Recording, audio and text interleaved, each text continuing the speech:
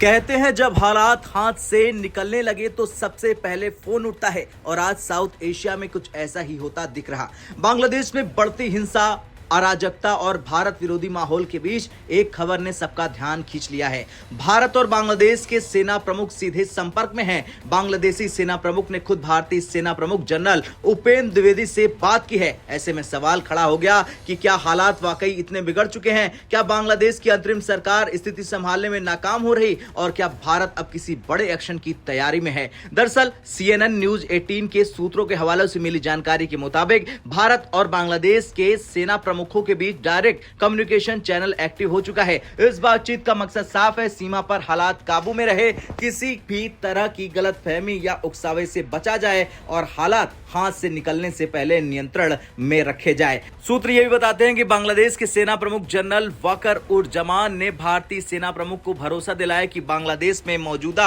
भारतीय उच्चायोग, भारतीय संस्थान और भारतीय नागरिक पूरी तरह से सुरक्षित है। लेकिन सवाल यह है कि अचानक क्यों बड़ी बेचैनी? दरअसल बांग्लादेश में हालात पिछले कुछ दिनों में तेजी से बिगड़ रहे हैं। भारत विरोधी कट्टरपंथी नेता शरीफ उस्मान हादी के जाने के बाद इस संकट का टर्निंग पॉइंट बन गया है। हादी सिर्फ एक नेता नहीं था, वो जुलाई विद्रोह का चेहरा बन चुका था और अंतरिम सरकार के खिलाफ प्रदर्शनकारियों का बड़ा प्रतीक था। हादी के जाने के बाद बांग्लादेश के कई हिस्सों में हालत बेकाबू हो गए। ढाका में देश के दो सबसे बड़े अखबार प्रथम ऑली और द डेली स्टार के दफ्तरों में आगजनी की गई। वामपंथी सांस्कृतिक संगठन उदीची शिल्पी गोष्ठी के कार्यालय में तोड़फोड़ की गई। कई इलाकों में आगजनी, पत्थरबाजी और हिंसा सरेआम देखने को मिली।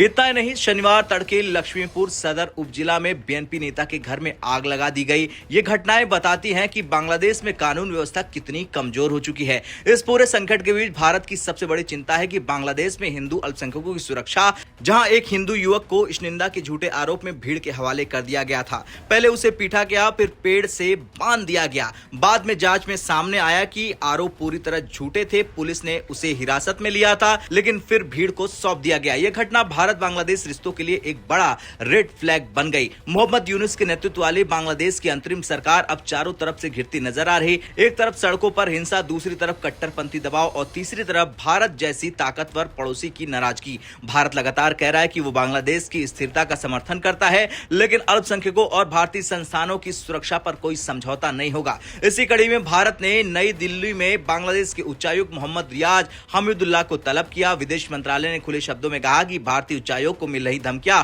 अस्वीकार्य है। भारत विरोधी बयानबाजी बर्दाश्त नहीं की जाएगी। अंतरिम सरकार की जिम्मेदारी है कि हालात संभाले। यह साफ संकेत है कि भारत अब सिर्फ बयान नहीं, एक्शन मोड में आ चुका है। अब कहा तो यह भी जा रहा है कि भारत के सख्त रुख को देखते हुए बांग्लादेशी नेतृत्व घबराया हुआ नजर आ रहा। यही वजह है कि बांग्लादेशी सेना प्रमुख ने खुद फोन उठाया और भारतीय सेना प्रमुख जनरल उपेंद्र द्विवेदी से सीधी बात की। सेना से सेना की बातचीत आमतौर पर तभी होती है जब हालात बेहद संवेदनशील हो। खैर, आज की तस्वीर साफ है। बांग्लादेश अंदर से अस्थिर है, अंतरिम सरकार पर दबाव है, हिंसा काबू से बाहर जाती दिख रही और भारत हर मुंह पर नजर रखे हुए है। सेना प्रमुखों की सीधी बातचीत इस बात का संकेत है कि स्थिति साधारण नहीं है। अब सवाल ये नहीं है कि कुछ बड़ा होगा, बल्कि सवाल यह है कि भारत कब और कैसे कदम उठाएगा।